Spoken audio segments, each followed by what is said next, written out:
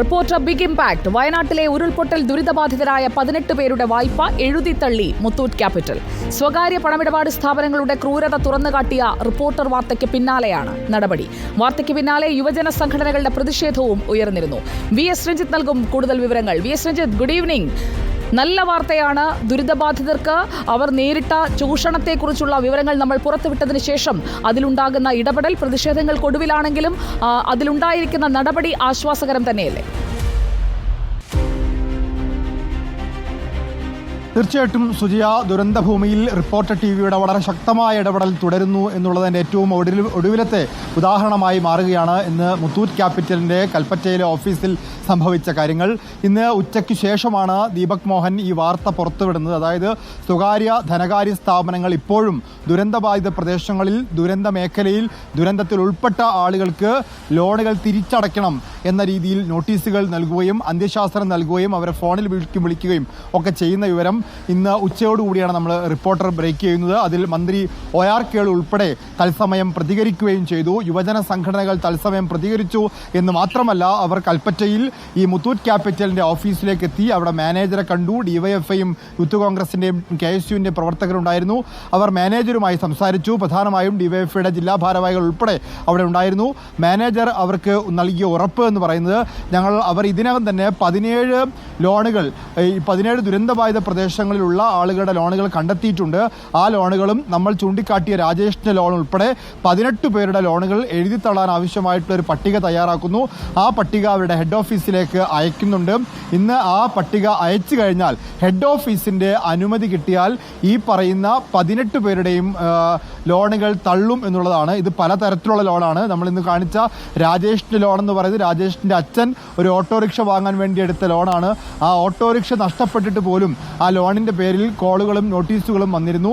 ഇപ്പോൾ ആ നോട്ടീസിൻ്റെ പേരിൽ അല്ലെങ്കിൽ ആ ലോണിൻ്റെ പേരിൽ ഇനി രാജേഷിനെ ബുദ്ധിമുട്ടിക്കില്ല എന്നൊരു ഉറപ്പും ബാങ്കിൻ്റെ ഭാഗത്ത് നിന്ന് കിട്ടിയിട്ടുണ്ട്. നാളെ ബാങ്കിൻ്റെ സംഘം ഇവിടെ ദുരന്തബാധിത പ്രദേശം സന്ദർശിക്കുന്നുണ്ട്. അവരുടെ സന്ദർശനത്തോടു കൂടി ഈ വായ്പകൾ എഴുതിത്തള്ളാനുള്ള നടപടിക്രമങ്ങളിലേക്ക് കടക്കും. ബാങ്കിൻ്റെ ഉന്നതതലത്തിലെ തീരുമാനമുണ്ടായാൽ ഈ 18 ലോണുകളും എഴുതിത്തള്ളും എന്നുള്ളതാണ് മാനേജർ നമ്മളെ അറിയിച്ചിട്ടുള്ളത്. ദുരന്തബാധിതരുടെ വായ്പ എഴുതിത്തള്ളുന്ന ഒരു നടപടിയിലേക്ക് മുത്തൂറ്റ് ക്യാപിറ്റലിന് എത്തേണ്ട ഒരു സാഹചര്യം ഉണ്ടായതുകൊണ്ടാണ്, സ്വമേധയാ അതിനവർ തയ്യാറാകാത്തതല്ലേ നമ്മൾ ഈ വാർത്തയിലേക്ക് എത്താനുള്ള പ്രധാനപ്പെട്ട കാരണമായി? അല്ലെങ്കിൽ ഈ വാർത്തയിൽ ഈ ദുരന്തബാധിതർക്ക് നേരെ കാട്ടുന്ന ഈ ക്രൂരത, ഇതുപോലെയുള്ള സംഭവങ്ങൾ, അത് ഇനിയും റിപ്പോർട്ടർ നമ്മൾ ഫൈറ്റ് ഫോർ ജസ്റ്റിസ് എന്ന് പറയുക മാത്രമല്ല, അവർക്ക് നീതി ഉറപ്പാക്കാൻ വേണ്ടി ഏതറ്റം വരെയും പോകുമെന്നുള്ളതിൻ്റെ ഏറ്റവും ഒടുവിലത്തെ ഉദാഹരണമല്ലേ രഞ്ജിത്ത് ഇത്? തീർച്ചയായിട്ടും ഇത് മുത്തൂറ്റ് ക്യാപിറ്റൽ മാത്രമല്ല, പല സ്വകാര്യ ധനകാര്യ സ്ഥാപനങ്ങളും ഇത്തരത്തിൽ ദുരന്തബാധിതരാണ് എന്നറിഞ്ഞിട്ടും ഈ ചൂരൽമല ഭാഗത്തുള്ള, മുണ്ടക്കൈ ഭാഗത്തുള്ള അവരുടെ കയ്യിൽ കൃത്യമായ അഡ്രസ്സ് ഉണ്ടായിരിക്കും. കഴിഞ്ഞ ദിവസം ഗ്രാമീൺ ബാങ്കിൻ്റെ ഉദാഹരണം നമ്മൾ കണ്ടു. ഗ്രാമീൺ ബാങ്കിൽ അതിശക്തമായ പ്രതിഷേധമാണ് ഉണ്ടായത്. അതിനുശേഷം ഗ്രാമീൺ ബാങ്കിൻ്റെ അധികൃതർ മാപ്പ് പറയുന്നൊരു ഘട്ടത്തിലേക്ക് എത്തി. സമാനമായി പല സ്വകാര്യ ധനകാര്യ സ്ഥാപനങ്ങളും വരും ദിവസങ്ങളിൽ നമുക്ക് അവരുടെ പേരുകളും പറയേണ്ടി വരും. കാരണം അവരുടെ ലിസ്റ്റ് ഇതിനകം തന്നെ ക്യാമ്പിൽ നമ്മൾ ശേഖരിക്കുന്നുണ്ട്. ഇനിയും അത്തരത്തിലുള്ള കോളുകൾ ഉണ്ടായാൽ ആ സ്വകാര്യ ധനകാര്യ സ്ഥാപനങ്ങളുടെ പേര് ഇന്ന് മുത്തൂറ്റ് ക്യാപിറ്റൽ എന്ന് പറഞ്ഞ പോലെ തന്നെ പറയേണ്ടി വരും. ഈ മുത്തൂറ്റ് ക്യാപിറ്റലിൻ്റെ പേര് നമ്മൾ പുറത്തുവിട്ടുകയും ആ നോട്ടീസ് സഹിതം ഈ ഇരയാക്കപ്പെട്ട രാജേഷ് ഉൾപ്പെടെ പ്രതികരിക്കുകയും ചെയ്തതോടുകൂടിയാണ് ഈ മുത്തൂറ്റ് ക്യാപിറ്റലിൻ്റെ ഓഫീസിലേക്ക് DYFI പ്രവർത്തകർ എത്തുകയും അവിടെ ഇരുന്ന് ഈ മാനേജറുമായി സംസാരിക്കുകയും മാനേജറുടെ മുമ്പിൽ ഈ നോട്ടീസിനെ കുറിച്ചും ഈ കോളിനെ സംബന്ധിച്ചും ഈ ഏജന്റുമാർ വിളിക്കുന്നതിനെ കുറിച്ചുമൊക്കെ ദീർഘമായി അവിടെ DYFIയുടെ നേതാക്കന്മാർ സംസാരിച്ചു. രാജേഷും ആ കാര്യം ബോധ്യപ്പെടുത്തി. അതിനുശേഷമാണ് മാനേജർ പറഞ്ഞത്, ഞങ്ങൾ ഇതിനകം തന്നെ 17 പേരുടെ ലിസ്റ്റുകൾ കണ്ടെത്തിയിട്ടുണ്ട്. അതോടൊപ്പം ഈ രാജേഷിനെ ചൂണ്ടിക്കാട്ടിയ സാഹചര്യത്തിൽ അതുകൂടി ഉൾപ്പെടുത്താൻ അവർക്ക് പറ്റും. അങ്ങനെ ഒരു പട്ടിക അവർ തയ്യാറാക്കിയിട്ടുണ്ട്. ആ പട്ടികയിലുള്ള ആളുകൾ ദുരന്തബാധിത മേഖലയിലുള്ളവരാണ്. അതുകൊണ്ട് അവരുടെ ലോണുകൾ ഉടൻ തന്നെ എഴുതി തള്ളുന്നതായിരിക്കും എന്നുള്ളതാണ്. അതിൻ്റെ നടപടിക്രമങ്ങളിലേക്ക് പൂർണ്ണമായും കടന്നു. ആ പട്ടിക ഇനി ഹെഡ് ഓഫീസിൽ നിന്ന് എത്തുന്ന നാളത്തെ സംഘം അംഗീകരിച്ചാൽ ഈ പൂർണ്ണമായും എഴുതി തള്ളുമെന്നുള്ളതാണ്.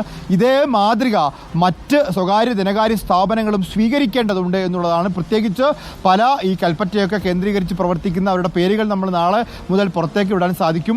ഏതായാലും അത്തരം ധനകാര്യ സ്ഥാപനങ്ങൾ ഏതെങ്കിലും തരത്തിൽ ഈ ദുരന്തബാധിതരെ ഇനിയും ഫോണിൽ വിളിച്ച് ഇത്തരത്തിൽ ലോൺ അടയ്ക്കണം എന്നുള്ള കാര്യം ആവശ്യപ്പെട്ട് അവരെ ബുദ്ധിമുട്ടിക്കുകയാണെങ്കിൽ അത് തീർച്ചയായിട്ടും അവരുടെ പേര് സഹിതം നമുക്ക് റിപ്പോർട്ട് ചെയ്യേണ്ട ഒരു സാഹചര്യത്തിലേക്ക് എത്തും. Okay, thank you. VS രഞ്ജിത്താണ് റിപ്പോർട്ടർ ബിഗ് ഇംപാക്റ്റിന്റെ ഏറ്റവും പുതിയ വിവരങ്ങൾ പങ്കുവച്ചത്.